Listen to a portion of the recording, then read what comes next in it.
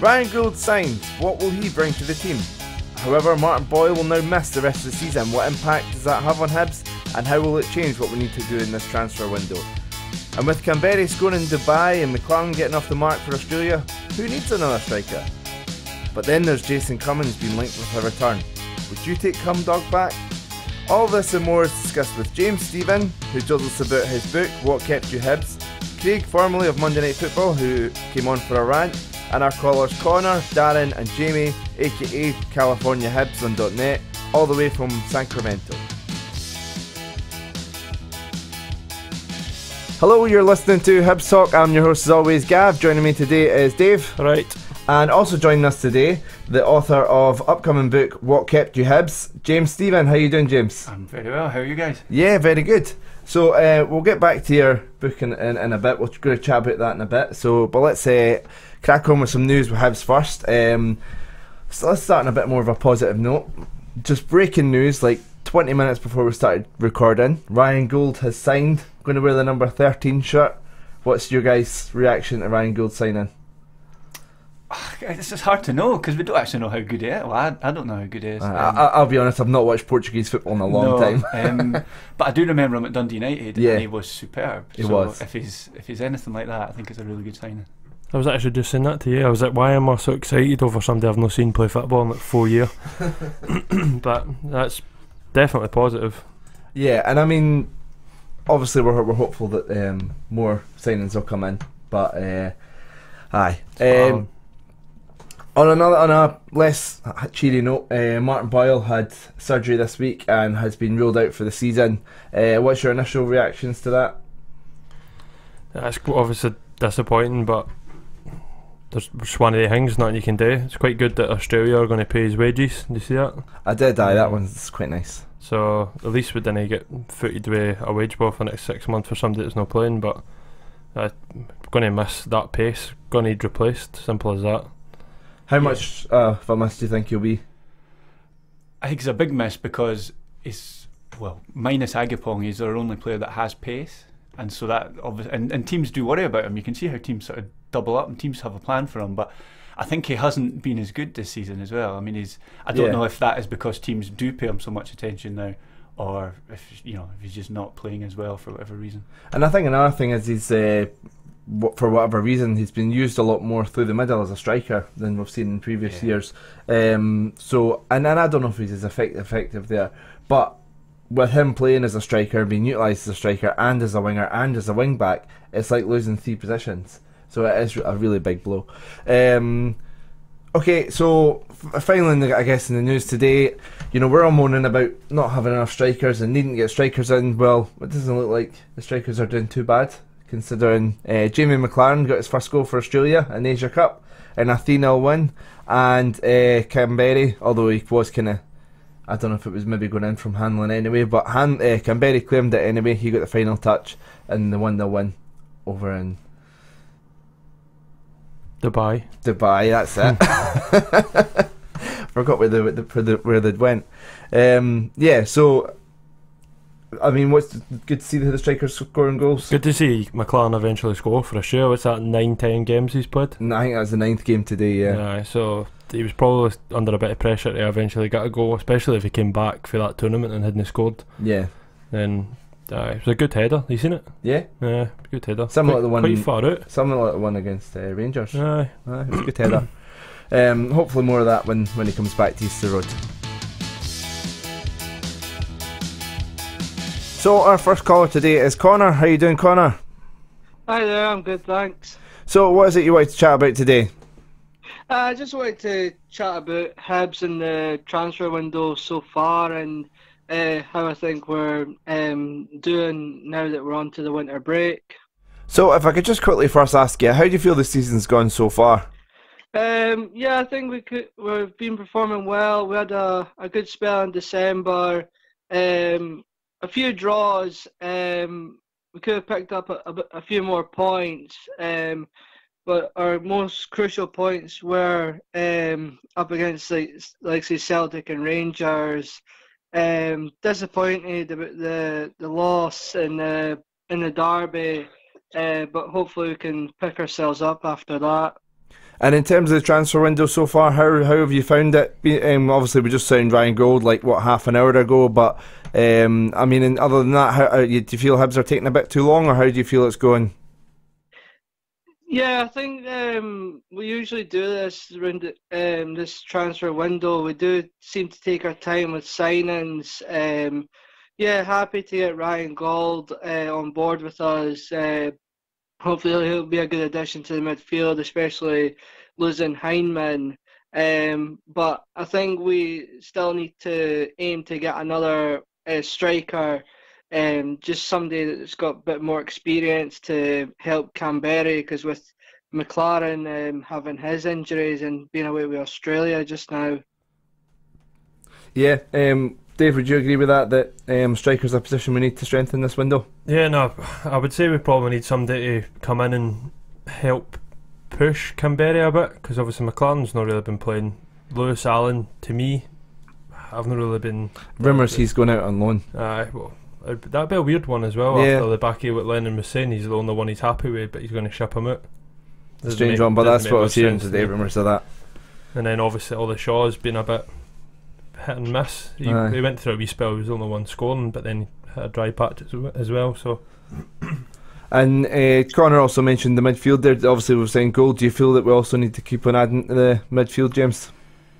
Yeah, although I've been thinking about this a lot, and as much as our midfield, obviously it misses McGinn and McGeoch, but most of the games we've dropped points in, we've still kind of dominated the games, and so I do wonder how much of our problem is more to do with final third. Yeah, the sort of creating chances. Yeah, because the thing I always associated with the McGinn and McGeoch era was when we pinned teams back, and we did it quite a lot under Lennon, where it would just be sort of 30 minutes of Hibs attacking, complete onslaught, and it was great to watch. Mm-hmm. And we've actually done that, not as well, but we've still done that in the games that we haven't won, particularly Easter Road. Yeah. And so I do wonder if it's up front. It has been a lot of us having the ball in front of them, but it's kind of been the same, but it's been like all I feel like sideways and no penetrating, no got that final pass, which was exactly what we're missing. It's the creativity spark. It's none to do with keeping the ball. And Connor, what would you say is the priority then? Would you say it's about the creative midfielder, or would you say it's about the striker up top to kind of push with Kamberi and McLaren? Yeah, I would say the striker position is a sort of an issue for us, because we do really need somebody to push Kamberi and sort of give him that bit of an extra lift, because he done great in the second half of the season when we first signed him last January. Now that we've got him permanent, I do feel he needs to pick himself up more, and I think if he has somebody up there with maybe just that bit more experience, then that could push him on to becoming a lot better, and hopefully he has a better second half to the season. In terms of Kamberi having a bit of creativity, and obviously you mentioned there about him having a good second half of the season, I done a bit of research the other night because I had nothing else to do, and put out a stat, and if I can find it, so Kamberi playing with Scott Allen, they played 12 games together, and Kamberi scored 8 goals. There was only one direct assist in there, but we were creating chances, and he scored 8 goals, so that's a return of 66.7%. And without Scott Allen, Kamberi's played 23 games and scored 6 goals, so that's 26.1%. So it doesn't have to necessarily be Scott Allen, but to me that says that Kamberi needs an attacking creative number 10 behind him like Scott Allen that can play those fancy passes. There's definitely been something going on with him and Lennon as well. I mean, ever since the derby at Tynecastle, when he came out like a raging bull, got himself sent off, went storming down the tunnel, then Lennon was never the same since, and the team has never been the same since. Aye, there might be. I think there is something in that, and I mean, obviously he's called out Kamberi publicly, hoping to get a reaction. I think he done that. We talked about that before. He done that with Effie Ambrose, and it worked. And he knows Effie really well. He's obviously tried it with Kamberi, and I don't think it's worked as well. So I think he's obviously still figuring out Kamberi, and that'll take time. And hopefully after the winter break, both of them can get back to their best. Well, thank you very much for the call, Connor. I appreciate you coming on. Thanks, No Connor. worries, guys. Alright, have you on again soon. Cheers for that, mate. Thank you. Bye. Bye. Right, folks, time for a shameless plug. Hibs might be enjoying the Dubai sun, but there's still plenty of football going on at home, and our partners at FansBet have got a huge range of enhanced odds. We will put up all the links sharing them, but you can also just go over to their app but make sure you select Hibernian as your club and then Hibs Talk as who you want to support in order to support our podcast. We've got some exciting announcements coming in the next couple of weeks in terms of what we want to do with the support, but more details on that soon. So in terms of the offer for you, it's a new customer offer, can be applied to the Arsenal-Chelsea game next week or the Spurs-United game this weekend if you're not listening to it next week, and the game's already in the past. So it's if you sign up, you can bet £10 or more on the game, the full-time result, and if you lose, you get your £10 back. So it's risk-free bet, and it's exclusive to new customers. So sign up, select Hibs Talk, and help support the podcast. Right, on with the rest of the show. So our next caller is Darren. How you doing, Darren? I'm not too bad, yourselves. Yeah, really good, really good. So what is he wanted to discuss today? Basically, I think obviously Neil Lennon needs to get a goal poacher, something like Jason Cummings, someone who can just stick the ball in the back of the net, because we're lacking that at the moment. We're creating chances, but we're not putting the ball in the net. I think it's fair to say that Maclaren is usually, or was the second half of the season, that sort of player that would be putting the ball in the back of the net, but you're right in saying we don't have that at the moment because McLaren is not doing that. Jason Cummings, though, that's a bit of a one for discussion. Dave, what would your thoughts be on that after he spent last season on loan at Rangers? That's obviously a down point because absolutely nobody likes Rangers at all, do they? Nobody likes taking on a former Hun or that, so no point beating about the bush with that one. But I would have him back because see, when he's playing with you, it's alright because it's like everyone hates him, but he's alright with you. But then if he's playing against you, you hate him. So I'm not a massive fan of him now, but if he comes back, I'm sure he'll be fine.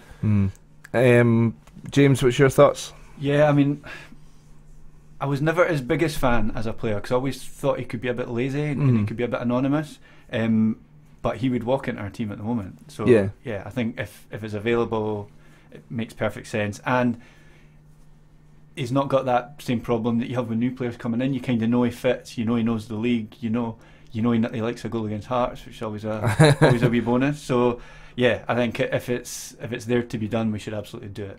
I think there's obviously the worry with the potential baggage that would maybe come with him, which we'd have to worry about. But you just said about him being lazy there and things like that. I think the best season he probably had was when he was playing with, say, Grant Holt, and Grant Holt was doing all the work for him. It's fair to say, Kamberi, maybe isn't getting the final product, but he does run about. He puts in all the effort. So a potential partnership with Kamberi and Cummings maybe wouldn't be the worst thing. But there's a lot of debate just now going on whether Scott Allen would be welcome back. I think majority of fans are saying he would be welcome back. Jason Cummings would definitely raise another discussion. So I think that's always been a question mark about Cummings, was he's never formed a good partnership with anyone. Yeah. And always thought even the 2016 season, Keatings and Stokes were a better partnership playing together. But it was that thing of we can't drop Cummings because he scores, but they played well together. So Darren, I mean, obviously you mentioned there about a goal scorer. Is there anywhere else in the team you're hoping to see a strength in the windows? And also, I'm trying to think, someone in the midfield that can control the midfield. Yeah. A leader in the midfield, yeah, definitely. I mean, obviously, because I think Milligan's definitely a ball winner, but in terms of like a leader, McGeoch was really good at controlling the tempo of the game, and I think we saw Malin maybe do it a bit against Celtic, but then the next game against Rangers, he just got closed down, and they kind of figured that out. So I thought it was really obvious. Your point about a leader, I think, is a really good one, because me and the guy I was sitting next to at the derby were really watching Naismith, and it's like having a second manager on the pitch. Yeah. John McGinn used to do that for us, and we really lack that sort of dominating character, I think. I think if Bartley comes back, then if Mallon's not going to take up that role, I would like to see Bartley there. If Bartley's not going to, then we probably need to bring someone in. Milligan's kind of, well, he started off really well, but then he kind of has went off the boil a wee bit. But do you see Celtic are going to let Malumbu out on loan? Thing is, if we went for him on loan, we couldn't then go for what's the winger we've been linked with? Lewis Morgan. Yeah. So I actually don't mind Milligan. I just think he's been exposed because a lot of the games he's played is where we're sort of charging forward and then he's left at the back on his own. Yeah. And I mean, he's got no legs. But I actually think in the games when we've been defending deeper, and he's it's not about covering ground. It's about using his experience and he's really good at sort of filling gaps and getting back. So I think he's a good player. I just think he needs to be used in the correct way. He was quite unfortunate because he had like 4 good games where he's playing defensive mid and he had injuries, so he got moved to centre back and then he got injured himself, so he's not had a good run of it, so hopefully a bit more. And Darren, what's your reaction? Obviously Ryan Gould's just signed about 40 minutes ago now or something, so what's your reaction to Ryan Gould signing on the dotted line for the rest of the season? I mean, I think it's good, but I mean, we do definitely need another striker. Because Maclaren and Kamberi's partnership has went off pot ever since they both signed deals. Yeah, I'd agree with that. And in terms of obviously you're saying about strikers, somebody who's been playing up front a lot has been Martin Boyle, as well as on the wing, and he's now injured for the season. What was your reaction to hearing that Boyle will miss the rest of the season? Really gutted because he was really fast. He made defenders thought he was tricky, difficult. Yeah, I think he definitely worried opposition defenders. And also, I don't understand why Lennon's playing Bogdan instead of Marciano. Are you a big fan of Marciano? Aye. Oh, definitely, it's better than Bogdan. I've got to disagree with you there, Darren. I think Bogdan's the better keeper of the two. No, I think there's not much between them, but I think Bogdan's like Maclaren. When he thought about things, he was poor. But when he didn't think about things, he was great. Yeah. I mean, I've got to stick up for Bogdan a bit, a fellow ginger of mine, but I mean, I'm ginger as well. He's okay, but at times he's crazy. I mean, that goal that St Mirren scored, he was away yards away from his goal. Yeah, he was away. He never should have been that much out of position. I'd agree with you there. But Marciano's been unlucky. He got back into the team and then he was keeping the jersey and then he got injured, and I think he's still out injured now, isn't he? So hopefully, it's good to have 2 good goalkeepers fighting for the number 1 jersey. So it's a good position to be in. Well, thank you very much for taking the time to speak to us tonight, Dan. Really appreciate that. You're welcome. I hope I'm back in the podcast again, guys. Yeah, we'll have you on another time. So thank you very much for that. Cheers, and mate. We'll speak to you soon. Cheers. Cheers, bye. So, James, obviously the main reason we've got you on the day is just to talk about Hibs because you're a big Hibby, but another reason you're on is you've got your book out. The e-book is out just now, I'm right in saying? That's right, yeah. And the hardback is out on the 17th. So the book's called What Kept You Hibs? How Hibernian FC Turned Disaster into Triumph and Ended Football's Greatest Curse. So what made you want to write the book in the first place? I'd always wanted to write a book about Hibs anyway. Mm-hmm. And I actually started writing this way before the Scottish Cup seemed a possibility. And I think that was what was the most intriguing thing for me. So there's been other books about the Scottish Cup win and they're good. But to me, the biggest thing about the Cup win was the context of it. It was just so bloody unlikely. Like, of all the times we could have ended this curse, our worst run ever in the lower leagues, and we do it as a lower league team. Yeah. Having drifted. So that the point of the book is really to chart the decline. So, from really months after winning the League Cup in 2007, after the infamous revolt, we've just been on steady decline ever since. And we seem to, nothing we did seemed to change it. And that decline obviously culminated in Butcher and Malpass sort of administering the final coup de grace and you know, the hatchet job of us getting relegated when it was actually much easier not to get relegated. But don't get me started on that.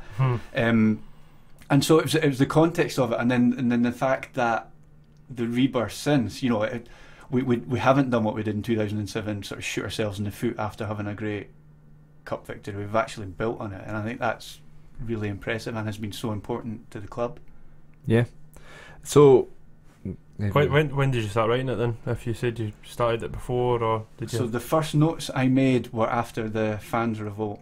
The fans protest after the relegation. So the week after relegation, and there was that protest outside the ground, and I went along, and it was, you know, it was like a flatbed lorry and some speakers and about 1,500 folk just fizzing. Was that the one that was led by Paul Kane? Paul Kane, Paul Kane, yeah. So it was, Paul Kane spoke, Mickey Weir spoke, I think Pat Stanton spoke. But it was well. I was at that, and the thing I remember most from that was turning around and looking, and Leanne Dempster was on the stairs, and she was just sort of looking down at it, and I was like, "You have got some work ahead of you." And well, fair play, she's done no bad. Well, it's funny because there's actually a line in the book about I kind of looked up at the stand and half expected to see Petrie sort of twitching behind a curtain. But yeah, it was just. You know, and there was so much anger, but nobody knew what the problem was. You know, and didn't have solutions and stuff. They were like, "We want change." So what's he want? Don't know. Yeah, something did need to change. Yeah, so. but yeah, but kind of everything needed to change. Yeah, totally. Just start to finish. Basically, just like a PC. When your PC's not working, what do you do? Turn it off, turn it back on. Nothing, fresh start. Like, and that's what we got with the championship. I mean, and we've done our interview with Paul Hanlon recently, and he sort of said that when they went in for training for the start pre-season, they didn't have enough players for a game of fives. Yeah, you know, that's how many players they had left. And I think the first game of that season, the game against Rangers in the Challenge Cup, 8 of the team had played in the playoff. Yeah. So I mean, it wasn't this sort of swift turnaround. Stubbs had a hell of a job. Yeah, well, didn't they half? So see, when you started doing the notes in the book, did you have an end and go sight, or did you just like, I'll make notes and see what I can turn this into? I'll be honest, I was kind of thinking it would be a nice story of how we got promoted and back into the top flight. So I didn't expect it to last 3 years, and I certainly didn't expect it to have a cup win in there. I was going to say, it's some ending though. Like to start those notes and then to finish on winning the Scottish Cup when you want to write a book on Hibs, it couldn't have fell much kinder for you. Yeah, I was quite lucky. Although after I was round at my mates watching the final playoff against Falkirk when they mugged us, as they did often in the last couple of minutes. And I was just thinking, this is going to be the worst book ever. No, nobody's going to read this. It's just like torture. I was going to say, I don't envy you, because there must have been a couple of points that writing wouldn't have been that easy. You had that game against Falkirk, you had the cup defeat against Ross County. Ross County, aye. Then I not getting promoted a couple of times, and just the cup final Ross County, because I was thinking, I can't believe it. We've got a chance to win a cup. It's going to be great for the book, and then we got mugged in the last minute of that as well. Aye. I mean, when you think about it, that season was 8 minutes away from being the worst any Hibs fan could remember. Yeah, no, totally. Yeah, I know. And then it turned, in 8 minutes, it turned into the best. Mm-hmm. And there's a lot of people that sort of say that Stubbs was going to get sacked if it wasn't for the cup runs and stuff and that. And I don't think he would have got sacked, but they sort of question how good he was and say we look back with tinted glasses. And I have to say, I understand the argument. I probably have the tinted glasses on, but I'm still got them on. I'm more than happy to have tinted glasses on with Stubbs. But I understand why people say that, and I'm not going to ever argue with somebody to say that they've got a bad opinion about Stubbs, because it wasn't a great season, and it was, obviously, yes, Rangers were in the league, but still we should have done better. Rangers were still not that great, and we let them run away the league. It was both seasons actually. It was the under Stubbs. It was the spring slump.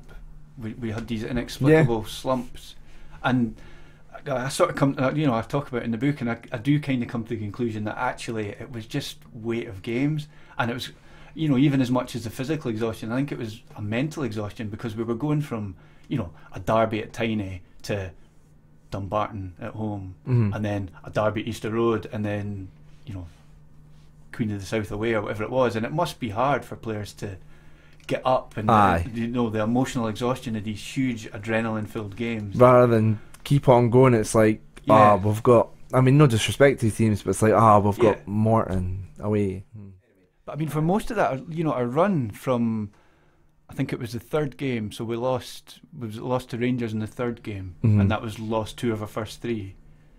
And from then on, I think we went 22 games, 20-something games, without defeat, including beating Rangers at Easter Road. And I think we played them at Ibrox on Christmas, and we were, I think if we'd won, we would have gone level with them on points, and then they beat us and never looked back. But Yeah. so for half the season we were actually really good. Because they had the whole thing, like, mind the gap, because they were 13 points in front, and then it was like, we could just about like go level with you after we'd this reeled game. them in. Yeah, but unfortunately we were. Well, saying that, worked it in the end. I'd happily take another year in the championship if it meant that day in May. So I mean, the cup final yourself. Do you have any stories from your day at the cup final? Nah, I think that to me the biggest thing was seeing the people who obviously a bit older than I am, and who probably had started to think they were never going to see that day, and just the sheer emotion of it. Yeah. Obviously there's the sort of adrenaline, but actually it's thinking about, I'm so happy that my dad saw it, or my uncle, or and to me that was kind of the best thing about it. Yeah. Yeah, totally. So the name, What Kept You Hibs, obviously I've got a wee bit of clue where you got that from. Like, do you have any other names like in your head, or was it just that nailed on as soon as it happened? No, to be honest, Ted Bratt got Time for Heroes and Aidan Smith got Persevered, so Right. they were the 2 best ones. So yeah. I must admit, like, What Kept You Hibs is It's brilliant. brilliant, It was a great bit of commentary. Like, I tweeted Ian Crocker and said, I felt I should acknowledge him, and I said to him, you're to Hibs fans what Kenneth Wolstenholme is to England fans. And Yeah. And it kind of is like that. It's very iconic, that What Aye. Kept You Hibs. The whole bit, the Henderson to deliver, and then the What Kept You Hibs, stand on the brink of history, all that sort of stuff. It's brilliant. Yeah. Iconic commentary. So, and there's the amount of times I watch him now, and he says some nonsense, and I'm like, I really usually get really annoyed, and I'm like, but you commentated on the final, so it's alright. Forgive anything. And then Andy Walker speaks, and I was get gonna really say, annoyed. Imagine Andy Walker like commentary in the final. Oh, Just ruined that it. would have been bad.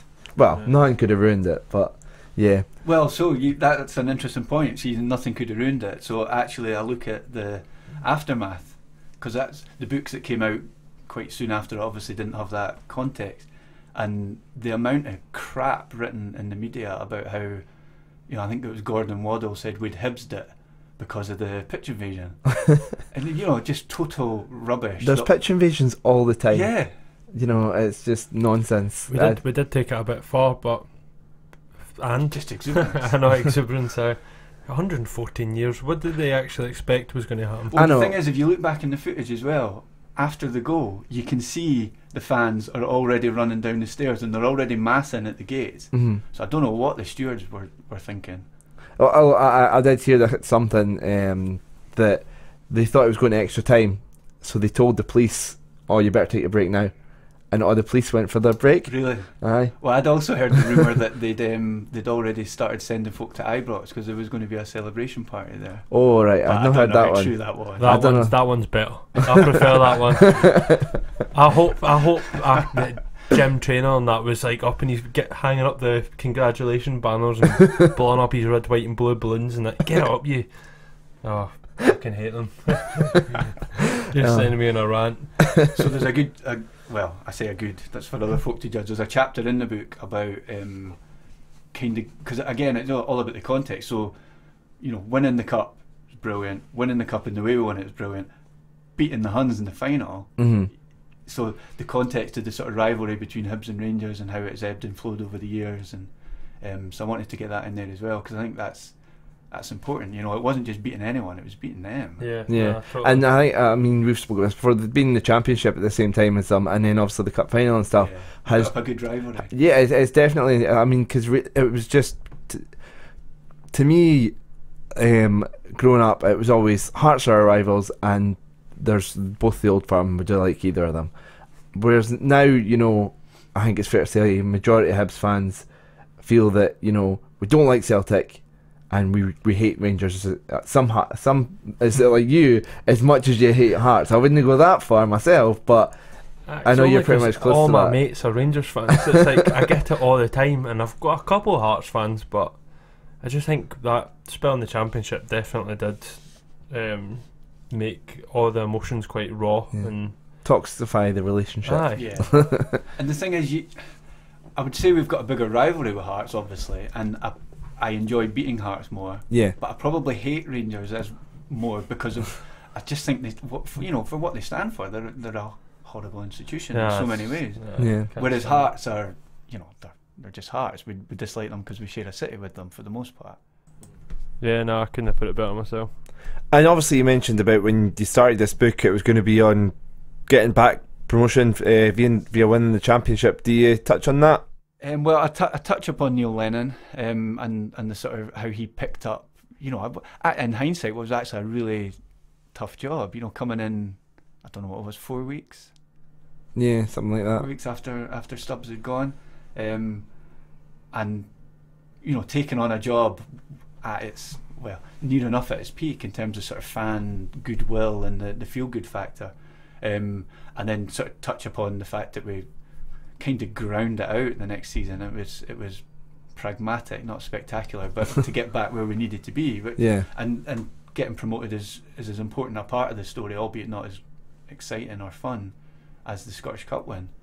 And then, you know, obviously the historic crowd since, and the fans have really responded, and I think it talks to just how big a weight and how much ridicule we got. It was only when you look back on it and actually, I mean, we were the butt of every joke. I don't think there was an episode of Off the Ball that went past without us and the Scottish Cup getting mentioned, and it just weighed so heavily on everybody, and it was just just feels like the club has had such a weight lifted from it. Aye, definitely. And I mean, I think that's telling with the fact that Hearts are only now beginning to write new songs because they lost them all that day, which was funny. And it had become such a part of the rivalry, and you know, because of the 5-1 game, and obviously Hearts will always celebrate that, and as they should, and they had the 4-0 semi-final as well, and so it had become such a direct part of the Hibs-Hearts rivalry, is that it, you know, to then lift that and to obviously knock them out on the way, and then knock them out the next again year, it was very cathartic, I think, for most Hibs fans. But that was amazing. I mean, obviously we've got the song now about handling and stuff, and a great journey to the final, and aye.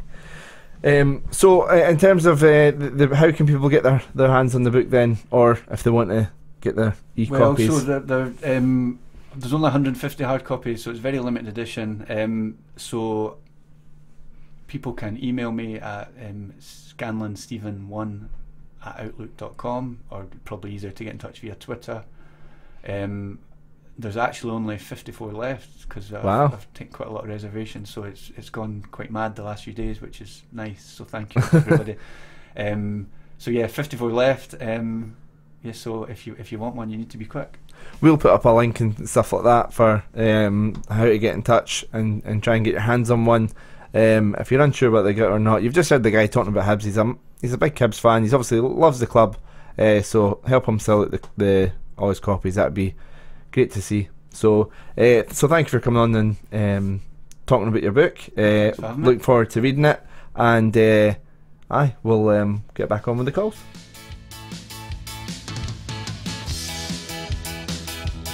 So joining us on the podcast now, we had him on many times, and a lot of you might have known him from his time at Monday Night Football, is Craig. How you doing, Craig? Yeah, I'm good, mate. How are you? Yeah, good. So you messaged us when you seen we were doing a phone in, and saying you wanted to have a wee bit of rant. So what is it that's on your mind? Moaning-faced Hibs fans thinking that we've not signed anybody yet until 4 hours ago? Not even 4 hours ago, a couple of hours ago when we announced Gauld. I'm pretty sure that every single team will have fans like this. Obviously, being a Hibs fan, we see our own ones a lot more than the others. But I seen a couple of tweets earlier. Basically, someone banging on about every other single team manages to get deals done quickly, but we struggle with paperwork issues. And players looking to sign for us must see that as unprofessional. Like, these are guys that are on. So, like, where are these guys involved in professional football? Screaming at how many players that we need and how many, how we've only signed one. We need to get the finger out. The teams above us are making loads of signings, and we should be in the same. We're all in the same market for the same sort of players. Do you think the fact that Rangers have signed 4 has caused a lot of Hibs fans to act this way? Well, no, because they're in terms of budget, they're operating in a different stratosphere. Yeah, and ask Kilmarnock how many they've signed. They've had a terrible window so exactly, far. And they've effectively lost Jones, because I don't think that he'll get much game time between now and the end of the season after his whole "we are the people" patter. And obviously Birmingham have taken away Greg Stewart for them as well. I don't think Aberdeen have signed anybody. Hearts have signed that boy that they've been banging on about since July, who scored about 20 goals in the Slovakian junior league. The Czech boy, yeah. Yeah. Aye, so that one was already in place.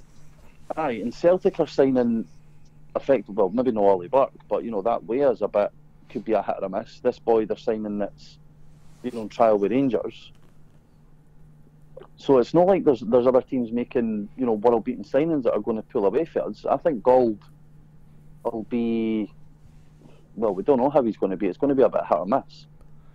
He's been pottering about the Portuguese lower leagues for the last 4 or 5 years. He's probably improved technically, but how much real first-team exposure has he had? Apart from, was it last season? Was it Rio Ave? Was it last season? Couldn't I tell you? I think so. I think it was Rio Ave, someone like that, where he admittedly, or Belenenses, or what they're called, where he's admittedly done quite well. But no, this whole, you see it with the groups on Facebook, Ken, Hibs. Every time Hibs are putting a tweet up, this is a joke. Announce some signings. What do they think that? They're going to look at Twitter and be like, oh, Davey Faye Dander Hall wants us to announce somebody, so we've never thought of that. Thin air and sign them. That's not how it works. Fans going, we need 5 or 6 players. How? Like, tell me how we need 5 or 6 players. Where are you in the Hibs recruitment team that's identifying that we need 5 or 6 players? How many do you think we need? 5 or 6.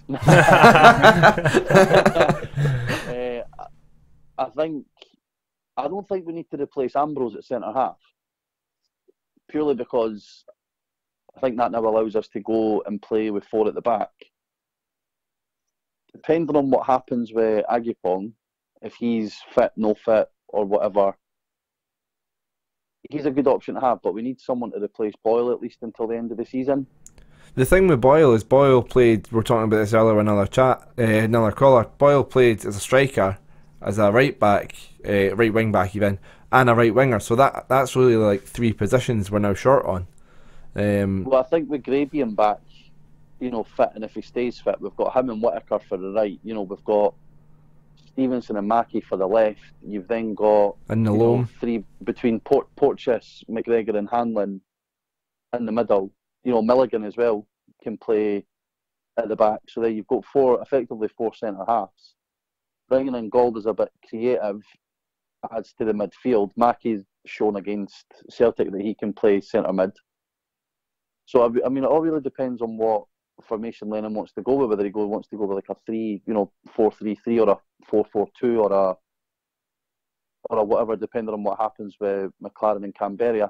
I think we still need a striker to keep them on their toes, and we also need a winger. Other than that, other than maybe the Scott Allen chat comes off, I'd be happy with Gauld, Allen, and a winger come striker, someone like Boyle who can maybe play a bit of both, someone like Greg Stewart, for example. You're saying about Hibs fans being a bit impatient, and to be fair, I mean, it's what, the 11th now. We've got the game on the, well, what day is it? A week tomorrow against Elgin. So we've still so got the another week. 19th. And You'd hope. We don't need all these signings, and it's Elgin. Aye, we can get past Elgin. That's So just made to come back and bite you on the backside. so really, the first game is the Wednesday the 23rd against Motherwell. So that's when you kind of want a few of the signings in the door. So that is still, you know, a week and a half away, or just short of 2 weeks away. Aye. So, and then you'll have the obvious, you know, the ones that always seem to pop up in the last day of the transfer window. Yeah. When teams decide right before the end of the season, like take Scott Allen for example. Right, Scott, you're clearly not going to play. We'll pay up 60% of your contract, and you can go now. Or you stay till the end of the season, and then you leave for nothing. So you'll see ones like that coming available. Dave, how would you cope with that? Because Dave's... Oh, I'd have heart palpitations. If we're in the last day of the transfer window, that's the only one I'm getting arsey about is Scott Allen. I just want him in the door now. Like, I get what you mean. Like, Hibs fans need to be more patient. Some of the comments and that, when they're announcing that Porteous is coming back for injury, and you go into the Twitter, and it's like, God, it's got 40 odd comments, and you're like, 40 odd folk interested about this Porteous thing. Every single one of them is like, announce someday he's a shite, like this and that. It's basically exactly what Craig's saying. That will be me if we don't announce Scott Allen. Like, we'll have to do another one. Craig will be coming on and be like, Dave's like, honestly, I will. I'm starting to get the fear about Allen. Oh, I kind of think if it was going to happen, it would have happened. No, I think Craig makes a good point that, you know, Hibs are being sensible. I think they've probably put out the feelers in terms of like his contract expiring. We can now talk to him directly, but in terms of so can others. Yeah, that is already. But I think Hibs are quite relaxed about that, and I think, you know, as Craig says, Celtic get no benefit from him after the 31st of January. They're not going to play him, so they'll end up releasing him. So why should Hibs pay money? You know, say Celtic demand 150 grand for him, whereas we can wait until the transfer deadline day when he gets released and get him for nothing. Yeah, but it's not that worries. You start hosting Sorry, the show? Craig. Say that again, Craig. On you go. Were you saying that, or we'll wait until the end of the season, get him for free, or can we wait an extra couple of weeks? When did you transform into Rod Petrie? Well, that's as long as we get him on transfer deadline day. It's the Sunderland link with Allen that worries me. Nah, I think Jack that's Ross's scouting network seems to exist purely of the SPFL. I think that's the people thinking, oh, Dylan McGeoch's there, so let's put two and two together. I'm surprised he's not been linked with Aston Villa as well. But McGeoch's probably like here by Scott Allen's pretty decent. Like, we play the right together on that. Like, if he and Sunderland go, oh well, we're not playing you, so we don't value your opinion. Well, I just the longer it waits, the longer it'll be like, will this be another? We could have signed Lee Griffiths for this amount, and we never. Oh, the mythical 150 grand. Yeah, well, who knows how much it was, or it could have been, but like, I'm not wanting another mythical story in a couple of years' time to talk about. One of the names that has been mentioned, and he's up, we do know, like, from his Snapchat, his Instagram, the day and stuff, he is up walking his dog in Stockton, is Jason Cummings. What would your view on that, Craig, be with Jason Cummings? Obviously, with him being at Rangers this time last year. Oh, I don't know, like, because he has went a bit full Hun. Again, on the day where obviously we were, whenever anything comes out about something happening to a Rangers player or a former Rangers player, he seems to be quite active on social media. But ever since he's left Hibs, he's never really mentioned us. No, I agree. Like, and his former players do that at times. But I kind of agree with you on that. I don't think he ever loved. You know, he loves scoring against Hearts because it put one over Hearts from a personal point of view. I don't think he loved scoring against Hearts because he was massively into Hibs, and I always kind of got the feeling that he was playing for himself. You know, the penalty in the semi-final being the most infuriating and obvious example. I agree. He loved scoring against Hearts more than he did scoring for Hibs. Yeah, that's a good way to put it. Yeah. Or scoring scoring in the bigger games, because he did stick a few past Rangers in those couple of seasons in the Championship. Yeah, but I must But say, he'd be one way that's almost like, you know, you'd think with James Keaton's, he was quite maybe not prolific as such, but a decent goal scorer in the Championship. And there was always that thing of he doesn't want to step up to the Premiership because he knows maybe he's not good enough. Because obviously he had the season with Hamilton, they got promoted, they then went to Hearts, they got promoted, they then came to us, we got promoted. He then went to Dundee United. Obviously he's back with Hamilton now and he's in the top flight, but I don't think that Cummings, I mean, how many games did he play for Rangers last season? Maybe 15 or 16? Yeah, because Morelos was ahead of him. He scored what? Three or maybe 4 or 5 goals, and 3 of them would have been in the. I remember he scored a hat trick in the cup. I think he scored 6 or something and 4 were in the cup, something like that. Aye, so 15 goals in. 15, say 14, 15 league games and 2-3 goals. Isn't it granted? Probably one of them was against Hearts. I could probably say that now with fair amount of confidence that he probably scored against Hearts. But I don't know if is he the right person that we need coming in and challenging Kamberi and Maclaren, depending on what happens with Maclaren, obviously. See, I would see him coming in and doing the job. By that fake Twitter. Sorry, coming in and doing the job that Maclaren isn't doing, but should be, of just kind of being the Johnny on the spot in the box. Yeah. But McLaren's not been getting the service or the chances to do that. And with Gould and maybe Allen. His goal for Australia the day, but his goal for Australia the day was a carbon copy to his first goal against Rangers. In the 5-5 game, you know, where he nips in front of the defender and heads it across goal. I said the exact same thing earlier on. His goal for Australia the day is exactly what he's capable of when he's getting service, but he's not getting service. Well, he can't get service, 1, if he's not playing, and 2, when he is playing, if we're playing with wing backs, we need to play with wingers to get the best out of somebody like Maclaren. Yeah, because he thrives on that, in that penalty box area. Or if you're not going to play with wingers, you have someone like Scott Allen. Yeah. You have someone like what we hope Ryan Gauld will be able to do, like what Lennon said today. He wants Gauld to be the one that picks out that pass that other people, you know, he spots the run or he sees the pass that other ones might miss. You can't have Jamie Maclaren scoring 10-15 goals a season if it's just Stevie Malin popping them in for 30 yards all the time. Aye. I mean, I think watching Kamberi and Maclaren last season, I always felt, from looking at the two of them, especially off the ball, Maclaren looked the better player, but Kamberi was more capable of creating things for himself. And so when Scott Allen was in the team, you see Maclaren do well and stuff, and obviously that helped Kamberi as well. But no, I do think there is a better player in there with Maclaren, and I think it is, like you say, about the service. So, but as well, I don't think it's an either or, because even if Kamberi and Maclaren are both playing, who do we have on the bench? So I think you need still more need people someone to come in, yeah. And Cummings doesn't wanted anywhere else, so, and he wants to be back in Scotland. Rangers do want him. Why no? That's I don't know. Do we want somebody who left us thinking he was, you know, bigger and better, and now we're only taking him back because no one else wants him? I think he'll find his level at like a Motherwell. No disrespect to them, like a Motherwell, Hamilton. Kind of that's where I see Cummings playing out the majority of his career.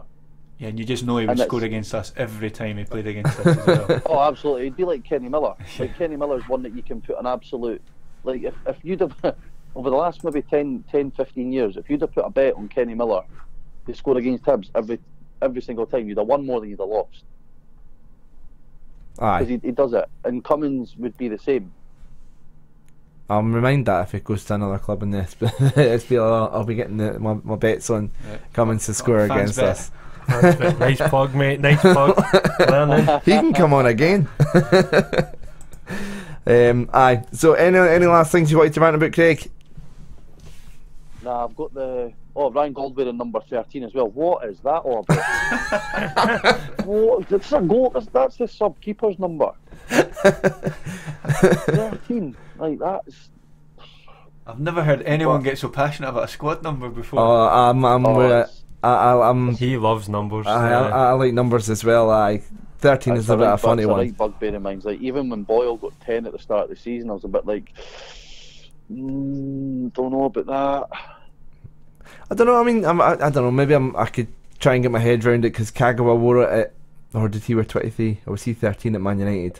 He was 23, mate. Oh damn! No, sack it, change it. Edit that out. The only ones that I can You'll be think keeping of that in. are Ballack and Thomas Probably. Muller. Say that again, Craig. That's the only ones I can think of that have wore it are Ballack and Thomas Muller. Yeah, Thomas Muller. They weren't bad. Everybody else is. Aye. Everybody else is. Good examples. As a keeper. Aye. Here, Ballack's are not bad. If he could play like Ballack, I'd be alright. Finally, what sort of players do you think we're getting with Gould? I mean, there's been talk that he's maybe been playing a bit deeper when he's away in Portugal. Or do you feel that we're going to play him back in a number 10 position like he did last time he was in Scotland? It all depends on, like I said earlier, what formation Lennon wants to play. Because from what I've granted, probably like everybody else, we've not seen an awful lot of him. But from what I've read, he's meant to have like improved like physically, so he's meant to be quite a lot bulkier. So playing him in the centre could work. It depends. I wouldn't want to see him playing it like as a deep lying midfielder, because that would just take away. I see him very, very similar to what Scott Allen would do, if I'm being honest. Right. So it's funny because my sense of him is he's going to be more. My sense of him is more he's going to be a McGeoch type and actually play quite deep. Do you think? But based on just what I've read, I've not seen him either. So I don't know. Like it seems like Lennon's got quite a hard on for transforming Malin into McGeoch. The new McGeoch, yeah. He's trying that a lot. And it's going to be an interesting one as we go. Obviously, there's still other players still to see who signed, but you know, with Milligan being that, you know, real ball winner, and then you've got Malin, you've got Gould. Hopefully, somebody like Scott Allen, if not Scott Allen, somebody of that mould. Hopefully, a couple other wingers in.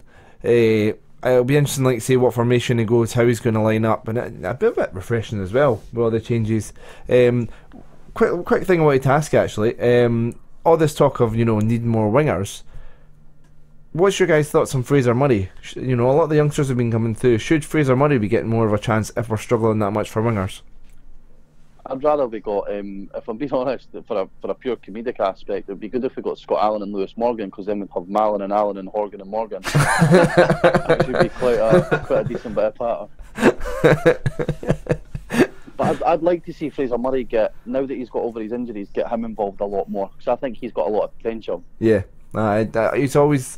I've spoke to Big Frank, and he was saying he was one of the most ones that they were most excited about was Fraser Murray, but at the same time they said Sam Stanton was one of the ones they were most excited about, and that didn't pan out. So, I mean, I think Porteous is going to be the head honcho out of that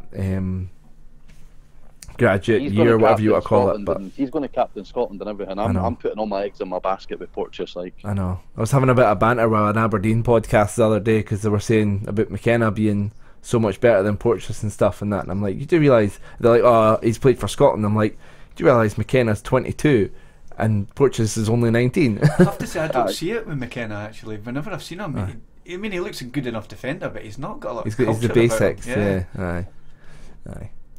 Right, well, we'll wrap it up there, Craig. I tell you what, I'm thinking we should make this a weekly thing. Craig's rant or something. Should brand it. Sounds good to me, mate. Right, cheers for coming on, bud. Appreciate that. No worries, mate. Right. Speak to you later. Speak to you later on. Bye. Cheers, bye. So our next caller joining us all the way from the States. Jamie, how you doing, Jamie? Doing good, mate. How are you? Yeah, good. James, I believe you had a question for Jamie. Yeah, hi Jamie. There was a famous video going about after the Scottish Cup win of a Hibs fan in the States watching the game on TV and going through bloody agony for, well, I presume the last 10 minutes. Was that you? It was indeed, and the agony was real. I made that YouTube video. It seemed to go a wee bit viral. I think I'm almost at 100,000 views on it. So wow. Yeah, I think any football fan watching that video knows exactly what you were feeling. It's brilliant. Yeah. To watch. Brilliant. It's one of the great videos to come out of the Scottish Cup final. Just And I know you weren't there, but it's going viral and stuff must be a small consolation to not being there. No, definitely. Aye. So what was it you wanted to chat about today with Hibs? Well, just kind of put my thoughts out there about where we are, where the season is so far, where we need to improve. Obviously, we know we've just signed Ryan Gauld. I think he's going to be a big piece of the jigsaw that's been missing, that creative spark. So I am pleased with that. I'm dreaming of Scott Allen. I'm thinking Scotty Allen slotting in beside Ryan Gauld. I mean, what team would know on that as a midfield?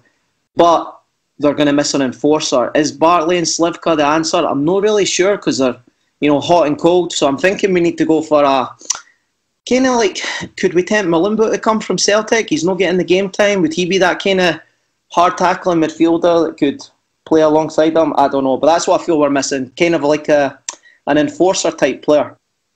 So if we were to go for Scott Allen on a permanent deal, we could we could still go for one from Celtic on loan. Who would you rather see us bring in, Malumbu or Lewis Morgan?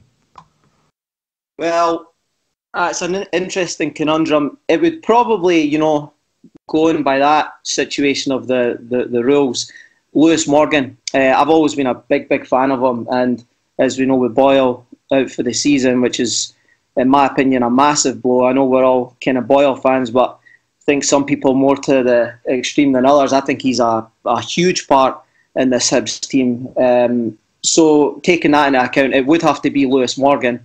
And then, as I say, don't get me wrong, I think Slivka and Bartley are capable. Slivka's shown it. I just want to see a bit more consistency from him. And Bartley, we know what he can do. But I just feel like we're a bit better when Slivka's on the park than Bartley. Maybe a bit controversial to say that, but I'm happy to go with Slivka if he can prove to be a bit more consistent. If he can put in the kind of performances like he did against Celtic, no problem. You get Morgan on the wing with Slivka in the middle with potentially Allen and Gould, and then maybe Golden. Yeah, so see the names you just mentioned there. You've no mentioned Malin. Where do you see him slotting in, or do you think he needs to take a step back? Difficult. The Stevie Malin, as we know from earlier in the season, plays every single game.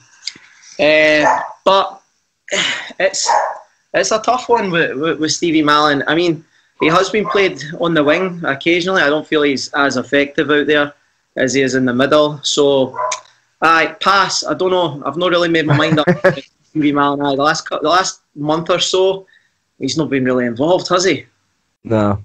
And in terms of Milligan, do you see him with Echo leaving stepping more into playing as a centre back, or do you feel we should utilise him as, just sitting in front of the defence?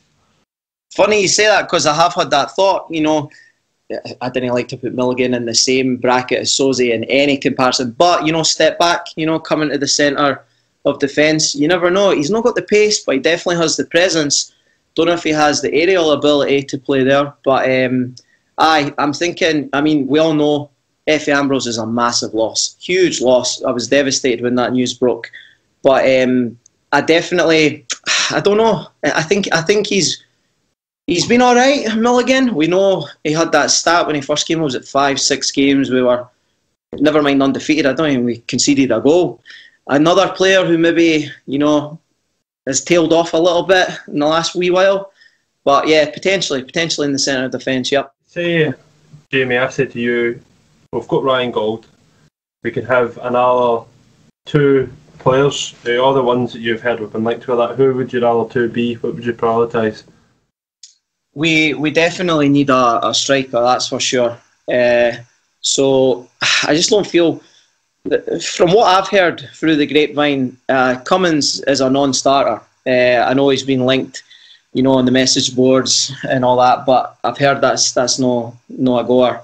So I would like someone with a bit of physical presence. I know we've been linked with his name escapes me, the big six. Tom Eaves. Hi, Tom Eaves. And obviously, I have no idea what he's like. But if I had to prioritise maybe an area of the pitch, it's definitely a striker. I know, was it yesterday, Maclaren scored for Australia, and someone put up, it's funny, maybe with McLaren and Kamberi scoring on the same day, it's just they turn up for January onwards and that'll be it. So maybe we're sorted. But, a striker.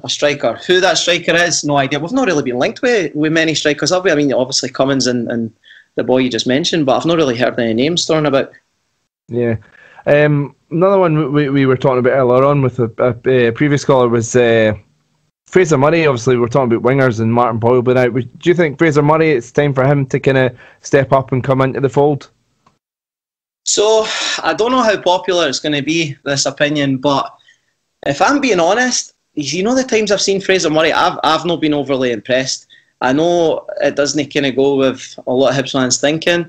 That's just me. I mean, don't get me wrong, he's had the odd game where I've thought, pretty decent. But if I'm being honest, I'm not sure if he's going to make it. I'm not sure if he's done quite enough. Now, he has been unfortunate this season with his progression with, injuries. So, I mean, I'm not washing my hands completely of him. I'm willing to give him another chance. But last season and, the season before, he's had appearances and I've just never been overly impressed. Fair enough. I think, everyone's going to... It's hard to judge because we've only seen him limited times. So it's hard to say. Dave, we've spoke about this quite a bit at length, so I'll miss you out with this. But thank you. I'll just go him. The thing with FA with is having the thing in his contract to activate its release clause. You mentioned FA being a big loss earlier, Jamie. James, start with yourself. What was your thoughts on Hibs having that release clause sit in? Is it something that annoys you that Hibs have allowed them to go for nothing? Somebody we could have got money for, or do you feel it's a case of Hibs allowing? I mean, allowing that to be put in the contract? People don't put things in contracts for no reason. Obviously, that being in the contract was a stipulation of them signing for it. So, if you're saying would it have been better to not have that in the contract? Yes, of course. But would we have forgotten having them for the last 2 seasons? No, absolutely not. So, it will have been in there because they insisted on it being in there, and I'm happy to give Hibs stick where I think they deserve stick, but I don't for a minute think we go around offering people release clauses. Jamie, what's your thoughts on the release clause situation?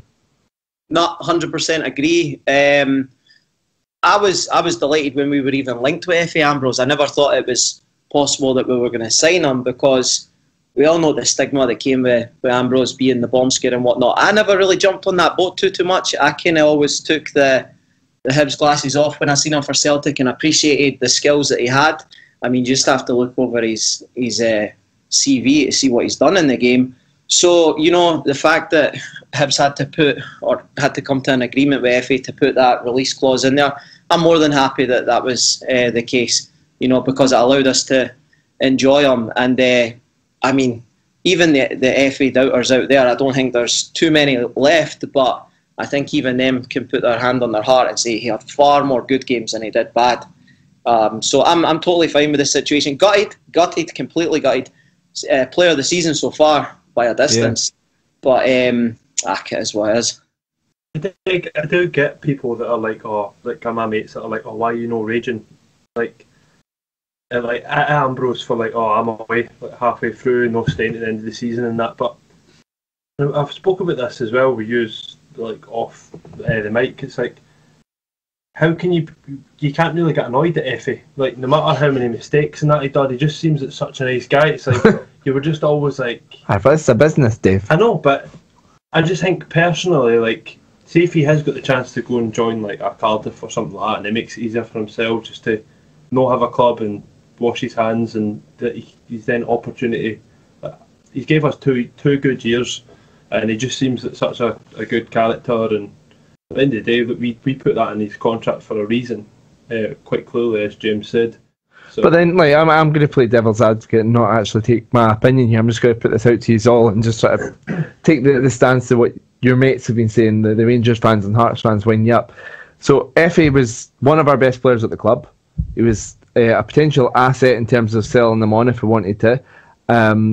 Arsenal are getting a lot of stick for losing Aaron Ramsey for nothing, and we've lost Effie for nothing. 6 months when he still had 6 months left in his contract. Yeah. Is that not bad business by Hibs? So that's open to everybody. So bad business for Hibs. But I don't think it's bad business by Hibs. I don't think, because it allowed us to get them in the first place. And the club have said they tried, but we can't see what the club have tried to do. Well, they've said that they offered them a deal that was like a bumper deal, and it would have been like you'd have been one of the highest earners at the club. And if he says no, we've had a player that probably is a class above Hibs, and that's not me being Hibs are shite. I mean, he is a good player. Yeah. So, I don't think there's anything that can be done. I don't think there's anything. If people just want rage for the sake of rage, my mates want me to be raging about something, and I'm just like, you're not getting it. the only thing I will say, and if folk, I think it's a fair criticism or a question to have of Hibs, we knew this was coming, so where's the succession planning? So in the space of 6 months, we've lost 3 of our best players. Mm-hmm. It certainly doesn't appear that we had a really cogent strategy for how we were replacing them. So I would feel a lot happier about us losing Ambrose if we were going and getting his replacement on a pre-contract, for example, like Halkett at Livingston. Yeah. Or whoever it is. But I would feel happier knowing that Hibs had, and maybe they have, and maybe it's just not happened yet. But you say about, like we lost, like obviously the players you're referring to, like McGinn and McGeoch, and Scott, you could add Scott Allen into that as well. Could you not say that Hibs did line up replacements, and you could say they replaced McGeoch with Malin, McGinn with Milligan, and then Allen with Heinemann? That maybe not worked out the way Hibs have wanted, but that was. I don't think we ever replaced McGinn. Like, you can't. Obviously not, and we also signed Horgan as well and gave him the shot. Yeah. And it's fair to say 3, if not 4 of them have underperformed from what we expected. Yeah, in the first half of the season. I'm not saying we should have gone out and spent $4 million on a replacement, but McGinn was a really good player for lots of reasons. But the thing that we've missed most, because we haven't replaced, in my opinion, is his physique and his physicality, and the fact that he pressured opponents so much. And that arse. And so we've never, none of those replacements were physical players who were going to get about the pitch and who were going to pressure opponents the way McGinn did. And so that's where I think. Yeah, I can understand what you mean there. I just say, I feel, earlier on we're talking about Milligan, and now we're talking about the succession planning for Effie. That for me definitely is the least of our priorities. I'm more than happy going into the second half of the season with McGregor, Porteous, Hanlon. We've got Gray coming back to full fitness now. Now, whether he's going to stay at full fitness, that remains the question. Whittaker, we know what Whittaker is. He's not the greatest. He can have a good game, I will say. I've seen him have a good game this season. He can have a bit of composure, but as we know, he can be shite at the same time. But I'm not. If Hibs go through this window and we didn't sign a defender to replace Ambrose, as long as we, get the creativity in the team, the enforcer I was talking about, the striker up front. I mean, maybe it's just me, but I'm not losing any sleep about not signing a defender in this window. Yeah, that's a fair point, and Porteous definitely softens the blow. But I was more meaning sort of long term. Right. Aye. If we are interested in Halkett, and I don't know if we are, but if we are, then just bloody go out and do it. Get him on a pre-contract. Other teams do it to us. Mm-hmm. Why can't we and then do what Rangers are trying to do now with Kamara and stuff, and try and get the deal over the line now. That's maybe not like Jamie says. It's maybe not a priority because we have got.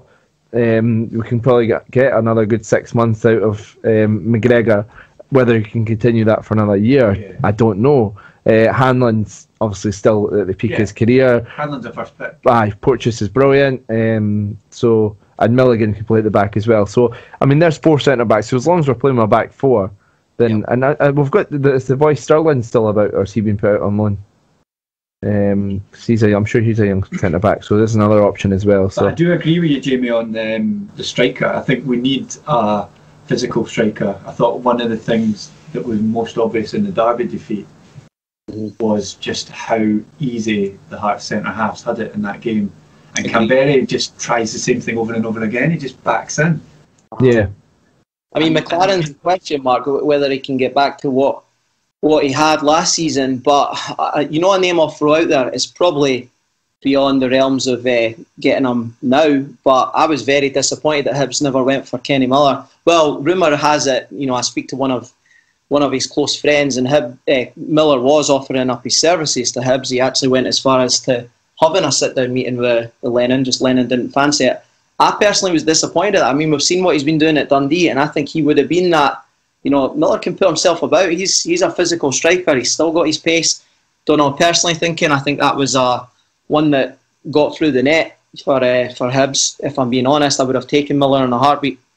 In terms of, like, you know, obviously, like, the Kamberi's going through a difficult time just now.